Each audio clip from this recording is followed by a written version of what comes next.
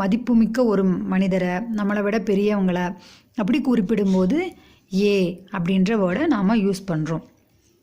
இப்போ இது எப்படி தும் அப்படின்றது வந்து நீ அப்படின்னு நம்ம வந்து நம்மளோட சின்னவங்க அந்த மாதிரி குறிப்பிடும்போது நீ இருக்க, நீ போ, நீ வா அப்படின்னு சொல்லும்போது தும். அதே ஒருத்தராகவே இருந்தாலும் நாம் மரியாதையோடு குறிப்பிடும்போது ஆப் அப்படின்னு யூஸ் பண்ணுறோம் இல்லையா? அதே மாதிரி தான் இவன் இவள் இதுக்கு எப்படி எஹோ அதே மாதிரி அவங்கள மதிப்பிட்டு குறிப்பிடும்போது ஏ இவர், வே அவர். அதே ப்ளூரல் ஃபார்முக்கும் அதே தான். They are, these, those are, இவைகள், இவர்கள்.